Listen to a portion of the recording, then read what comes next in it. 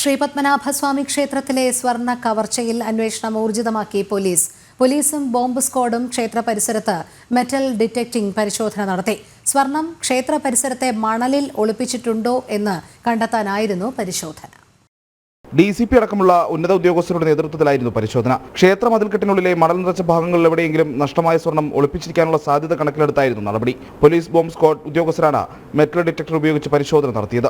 ക്ഷേത്ര ഭരണസമിതിയുടെ ലോക്കറിൽ വെച്ച 13 പവൻ സ്വർണം മോഷ്ടിച്ചതിന് പിന്നിൽ ക്ഷേത്രവുമായി ബന്ധപ്പെട്ടവർ തന്നെയെന്നാണ് പോലീസ് കരുതുന്നത്. അതീവ സുരക്ഷാ മേഖലയിൽ പുറത്തുനിന്നെത്തുന്നവർക്ക് കവർച്ച നടത്താനാകില്ലെന്നാണ് ഇപ്പോഴത്തെ നിഗമനം. ലോക്കർ പൊളിച്ചിട്ടില്ലെന്ന് പരിശോധനയിൽ കണ്ടെത്തിയിരുന്നു. ശ്രീകോവിലിന്റെ താഴികക്കുടം സ്വർണം പൂശുന്ന ജോലികൾക്കിടെയാണ് കവർച്ച നടന്നത്. ലോക്കറിൽ സൂക്ഷിച്ചിരുന്ന സ്വർണം ഓരോ ദിവസവും അളന്ന ശേഷമാണ് തൊഴിലാളികൾക്ക് കൈമാറുക. കഴിഞ്ഞ ദിവസം സമാനമായ രീതിയിൽ തൂക്കി നോക്കുമ്പോഴാണ് 13 പവൻ നഷ്ടമായതായി മനസ്സിലാകുന്നത്. അവസാനം ജോലി നടന്ന മെയ് 7-ന് മോഷണം നടന്നെന്നാണ് പോലീസിന്റെ കരുതൽ. സംശയമുള്ള ആളുകളെ ചോദ്യം ചെയ്തും CCTV ദൃശ്യങ്ങൾ പരിശോധിച്ചുമാണ് അന്വേഷണം മുന്നോട്ട് പോകുന്നത്. ജനം, തിരുവനന്തപുരം.